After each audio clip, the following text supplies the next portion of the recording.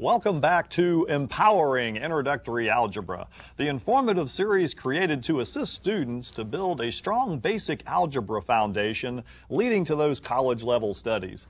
Hi, I'm Bob Young, Assistant Professor of Mathematics at Brevard Community College. With the help of the great support staff of WBCC, we continue to bring you introductory algebra lessons containing notes, graphics, tons of examples, and study tips. Let's pick up where we left off in our last lesson. Now, if you remember, we've been discussing polynomials the last several lessons, and we've talked about many aspects of polynomials. One, we've talked about power rules, the 5 essential power rules for polynomials. We've classified polynomials according to whether they're binomials or monomials or trinomials. And we've talked about the degree of polynomials. We've talked about coefficients, adding, subtracting, multiplying polynomials, foiling, all types of fun things with polynomials. So today, we're going to go ahead and start where we left off. We're going to go to the graphic on division of polynomials, because this is one I wanted to make sure you have in your notes.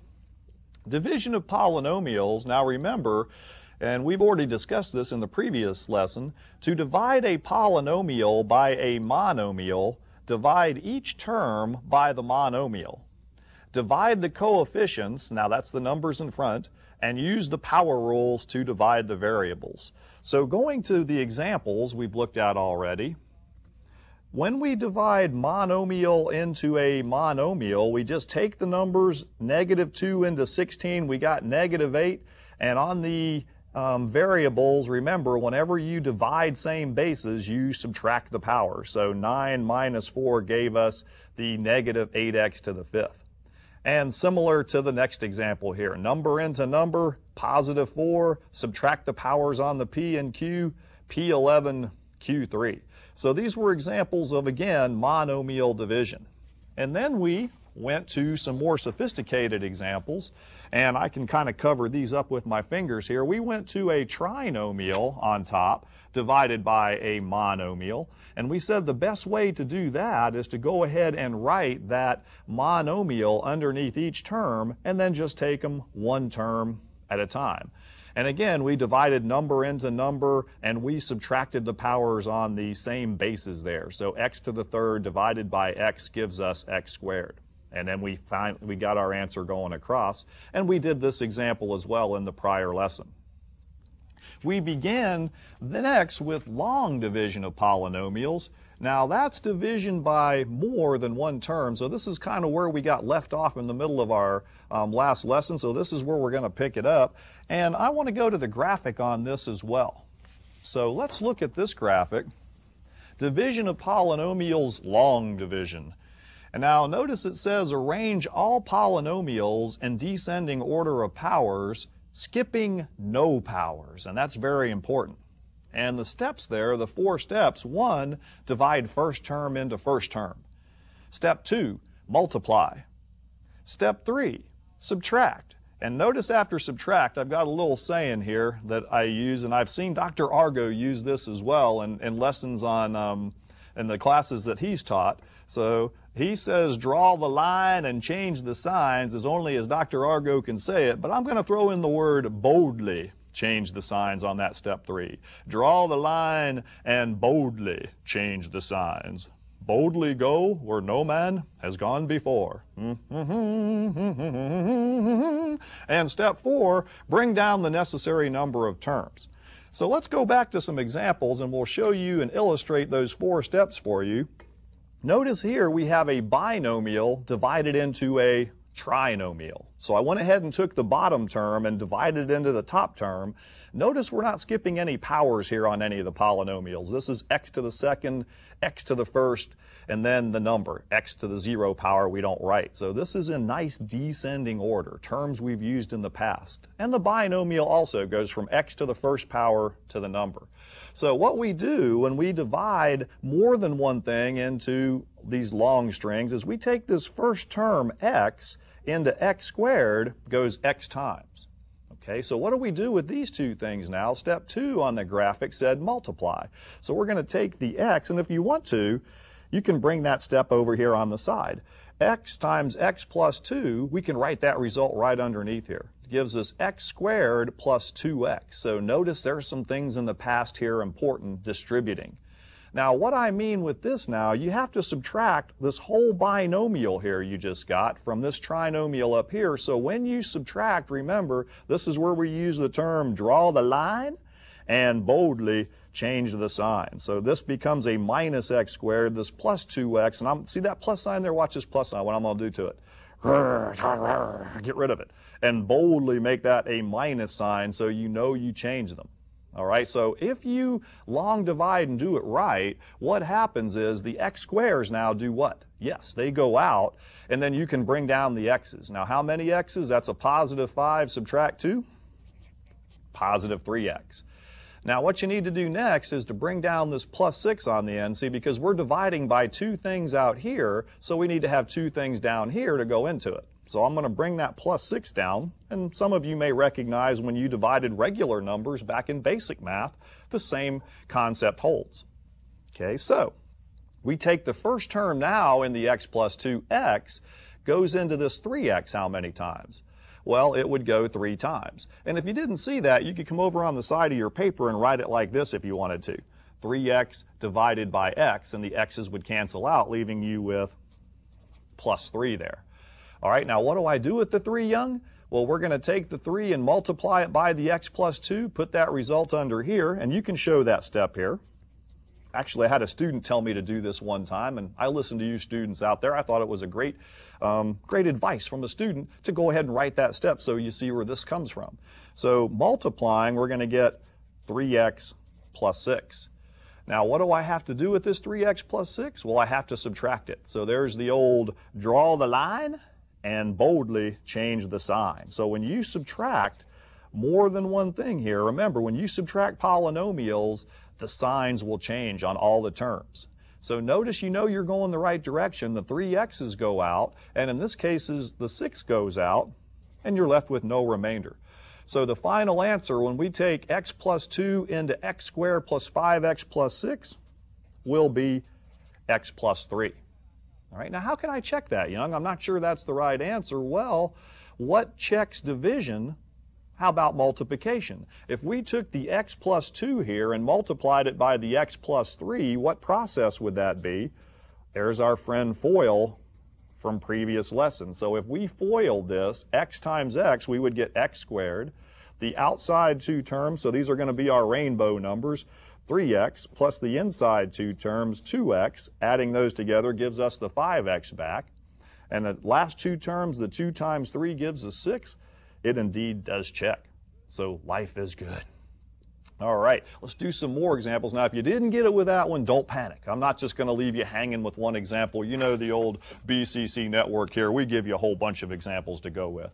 So notice I even tried to make this one a little scarier. A binomial into 4 terms. Oh, Young. Oh, yeah, so don't panic. What you do, same principle. First term, 4y, goes into 12y to the third how many times? Well, 4 goes into 12 3 times. Y goes into y to the third how many times? Y squared. All right, so now what do I do with that once I take first term into first term? Well, you're going to multiply, step 2. So I'm going to take that 3y squared times the 4y plus 3, multiply it, write that result underneath here.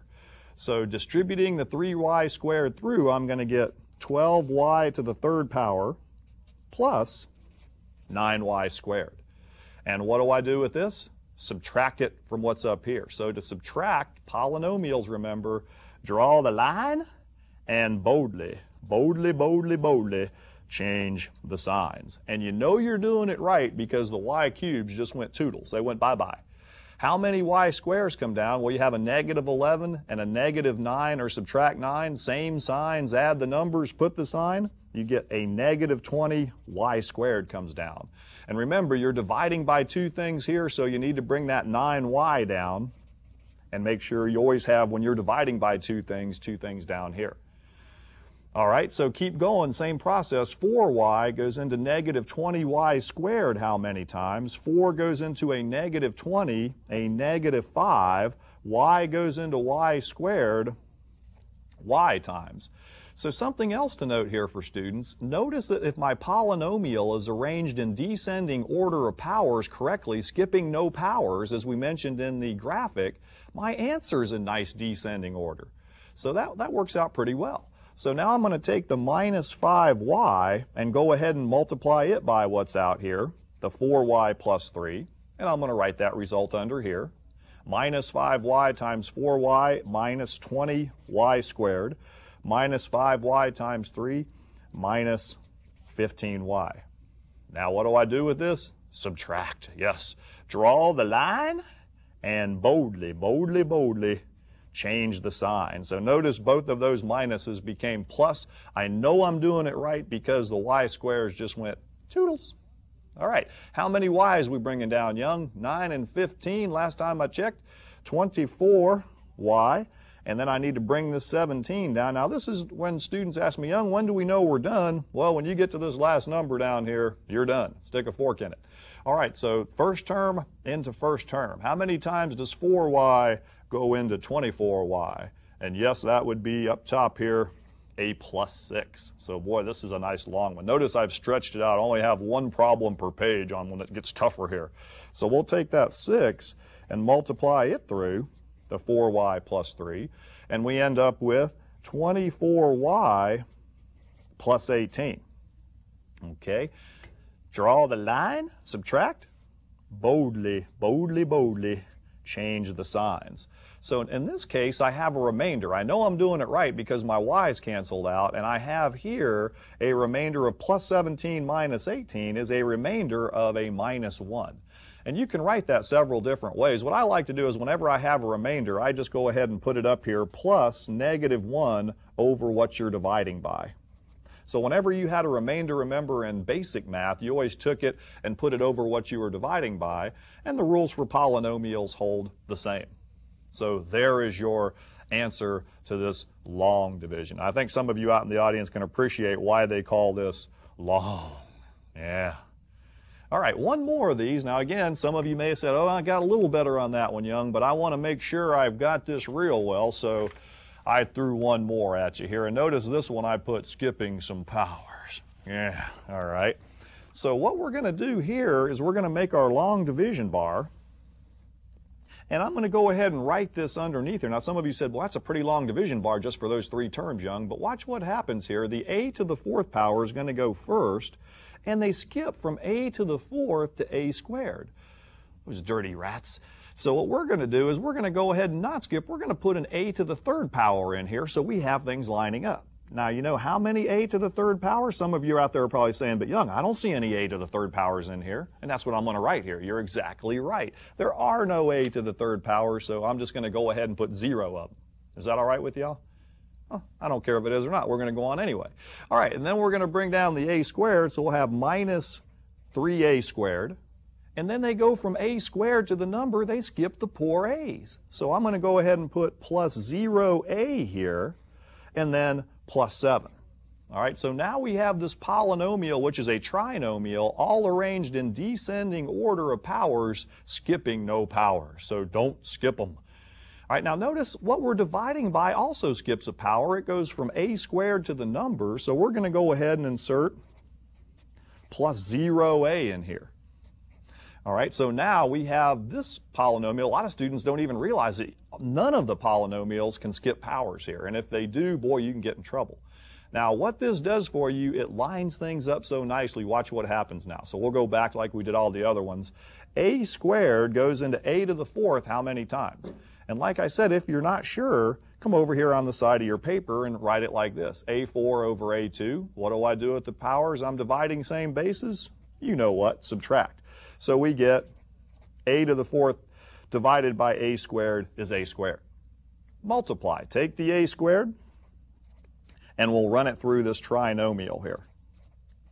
And you know what we're going to do with that, right? We're going to write that result right underneath here. So a squared times a squared gives us a to the 4th power. a squared times 0. Now remember, anytime you hit something with 0 there, you can write this plus 0a to the third. It's still going to be 0. A squared times a minus 1 gives us a minus 1a squared. Now again, if you want to put the 1 there, you can. What am I going to do with all this from previous examples? Subtract. Draw the line and boldly, boldly, boldly, on 0 here it doesn't matter, change the signs. Doesn't matter if you say plus or minus 0, does it? All right, so what happens? A fours, gone. A thirds, well, 0 and 0, gone. How many a squares coming down? We've got negative 3 on top here, plus what here? Young, I don't see a number in front of that a squared. Remember, you can put 1. Negative 3 plus 1 is a negative 2a squared. So that's what comes down from this, negative 2a squared. Now, how many things am I dividing by in this problem? Well, I've got 3 up here now, so I want to make sure I have 3 things down here to match up with these 3 things. So it's always important to know how many things you're dividing by so you can line things up. So I'm going to go ahead and bring down not only the 0a there, but the plus 7 as well. All right, so notice how nice this is arranging here. So a squared goes into a minus 2a squared here. First term into first term, how many times? Well, it would be, yes, a minus 2 times. So I can take that minus 2 and multiply it through here. And I'll end up with minus 2a squared. Negative 2 times 0 here is still going to get me 0. So it doesn't matter if I put plus or minus 0 here. It's just going to 0 out. And then what kind of 2? Watch your signs. Again, sign errors can get you. Negative times negative, positive 2. Okay, subtract. Draw the line. Now again, when you subtract something that's negative, it becomes what? When you subtract all this, the negative becomes, so subtracting a negative is positive. All right, so that's why you do this. Draw the line and boldly change the signs. All right, so I don't want to miss anything. So notice if it's a plus in there, I wipe it out. I put that minus sign so I don't miss anything. So be careful.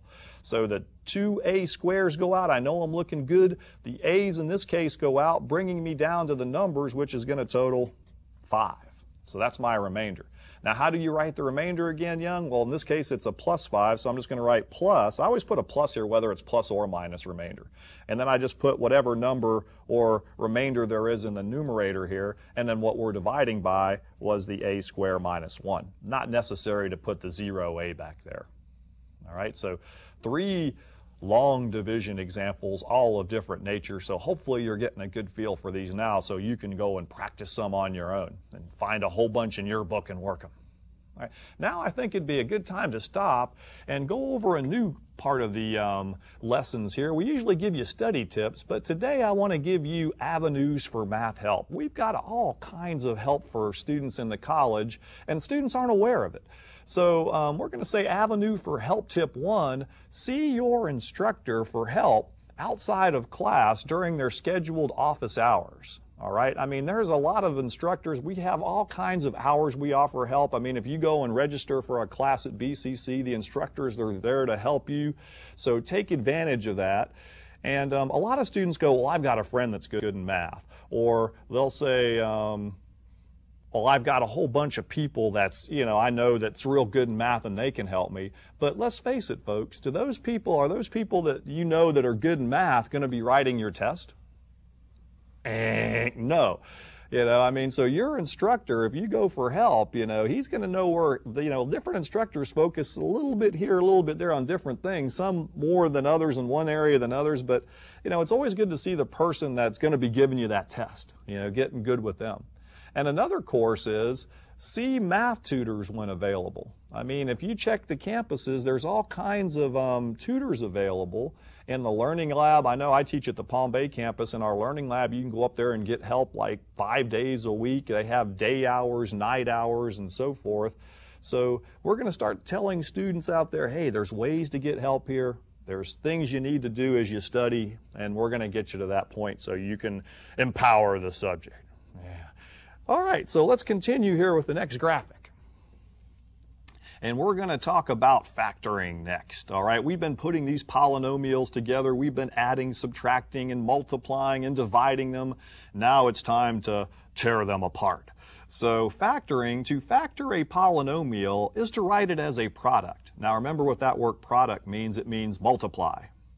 A factor of a polynomial p, and that's just what they call a polynomial, sometimes by a big letter, is a polynomial that can be used to write the polynomial p as a product. In other words, we're going to take them and break them up, bust them up. A factorization of a polynomial is an expression that names the polynomial as a product. So let's take a look at that with some examples here. We want to, in factoring, let's take this monomial, negative 18x to the fifth, and we want to write 3 factorizations for this monomial. All right, now what's a factorization? It means if I take and write this as products, I'm going to come out with negative 18x to the fifth. So one such factorization would be 9x to the second power times, can you tell me out there? Think about it. All right, I'll give you a chance here. All right, you thought about it? Here we go. 9 times what gives you negative 18? Negative 2. X squared times what gives me x to the fifth? Now there's power rule number 1. Whenever you multiply same bases, add the power. So x squared times x cubed would give me x to the fifth. So this would be one factorization of this monomial. And I'm going to write some more. All right, so what if I started out with some other numbers and variables here? What if I just said 6x to the fourth? What would you tell me? Well, to get to the negative 18, 6 times negative 3. To get 5 x's up here, we're how many x's short? Some of you might say the instructor here is something short, a few quarts, but that's all right. X. So we'll end up with 5 x's there. And one other one just for good measure. How about I'm going to get real lazy here and put negative 1 as a factor. Then to get the 18x to the fifth, we can write 18x to the fifth. So y'all out there in the audience, you could probably come up with 10, 12 more if asked to, with different variable powers and different numbers to total this monomial. Lots of different ways to get there. Okay, let's look at the next graphic real quick here. Now, Young, what if we want to factor something with more than one term, more than a monomial? We want to talk about the G.C.F., the greatest common factor. That's what G.C.F. stands for. The first and foremost rule of factoring is to take out the G.C.F. Yes. And when you do that, step 2, you're going to divide each term by that common factor and put what's left in the parentheses. So this is going to leave us with the G.C.F. times what's in the parentheses. So let's look at some examples with that. All right, factoring the G.C.F. So first example is a binomial, x squared plus 6x. Now, what do these two terms have in common? The greatest thing I could take out of either one is, well, a single x. I could pull an x out of each one. And if you see that's what the two terms have in common, once you see that's the greatest common factor, you can go ahead and put it right underneath each term and divide each term by that if you want, and then put what's left in the parentheses. So x squared divided by x is x, plus 6x divided by x is 6. So you might recognize this as one of our properties kind of in reverse here. If we distributed or multiplied the x through, it would definitely check and give me what's up here. All right, so you can check this as well. These are kind of nice. All right, next example, a little bit more difficult. 10x to the fifth power minus 25x squared. All right, what can we take out of this binomial? Well, the largest number that can go into 10 and 25, 5. The largest number of x's I can take out of either term would be an x squared. Now, sometimes people go, Young, why can't you take an x to the fifth out of both of these? Well, let's face it, folks, they both don't have an x to the fifth in them to take out.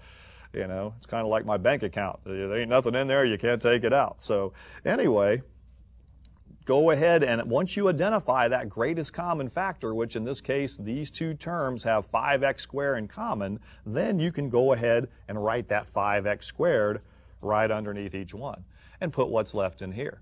So I think this kind of lines your ducks in a row up as well. So 10 divided by 5 is 2x to the third power minus 25x squared divided by 5x squared. The x squares cancel out, leaving you with minus 5. Right? So we can distribute that back through, and we'll get right back to where we started. So factoring the G.C.F. out, you might even want to make a note here as like undistributing. undistributing. I don't know if that's a good word they use in textbooks, but we'll use it here. All right, now let's look at this trinomial. I tried to make some larger powers and scare you out there. I hope you're not scared. What is the largest number of x's I could take out of each of these three terms? Well, the most x's in all of them, the common ones, that's why they call it greatest common factor, would be x to the fourth power. The greatest number of y's I could take out of each one would be y to the fourth power. So x to the fourth, y to the fourth will come out of each of the three terms in the trinomial. And then what's left will go in here. Now, a lot of students try to do this in their head. They try to go ahead and subtract powers and stuff in here, and they do it in their head, and they get in trouble. So you have to be kind of careful. All right, so that's why I like to just take a second, time this back there. My camera crew always times stuff for me. I mean, it doesn't take but seconds to do. Write that right underneath, and then you've got your ducks in a row. You can subtract the powers here and make sure you don't make mistakes, and you'll have x to the fourth y squared, 4 from 8, 4 from 6, can't miss them, minus x to the third y, plus, now wait a minute here, Young, the x to the fourth cancel out, the y to the fourth, what's left? Well, we could write x to the 0, y to the 0 power here. Now, why don't we? Because we know anything to the 0 power from our power rules is 1, so it's really just plus 1 on the end. So that would be the final answer there in factoring. All right, more examples. All right, so we want to look at these. Now, you have to be careful here on these. Beware, all right, because sometimes students get this and they say, gee, Young, what goes into 48 and 240? And the answer is lots of numbers. 2, 4, 6 goes into them, 12, 24 goes into them. But I think the largest number that goes into them is 48. But let's say you don't see that out there. Let's say you don't see it. We'll go ahead and say, and I'm going to deliberately miss this one. I know that's going to bother you. And I'm just going to take 12 out of the numbers, and I see an x is in common, so let me sneak that x in there. All right? Watch what happens here. If I divide each term by 12x, I'm left with 4x to the third, dividing the numbers and subtracting the powers on the variables, minus 20. Now, what's wrong with this picture? Well, I factored it. I could multiply it through and get what I started with. But notice there's still something in common left in the parentheses. What? Yeah, you could take a 4 out. See, so if you don't get it in the first round, we'll get it down the stretch. So we could have taken an additional 4 out of there, which I'm going to yank out of there now, and then just keep dividing by 4. So if you factor the G.C.F. and do it correctly, not only will it distribute through, but there'll be nothing left in common in here, and we'll talk about that more in future lessons, all right? So this will be a good place to watch out for things. So the final answer here will be multiplying the 4 by what's out here. 12 times 4 is 48x, and then what's in here, you end up with x cubed minus 5. Now, I know that this is correct because when I multiply it back through, I get what I started with, and there's nothing left in common in here. So that's what we're going to look for and talk about more in the next episode. All right, so in closing, now that you have the notes from the graphics, examples, and understanding, your mission is clear. Find similar problems in your textbook or class, practice until you feel comfortable with the material, and then when you think you got it, practice a little more. Remember that math is like a bank. What you put in is what you can take out come test time. Take care, and we'll see you next time.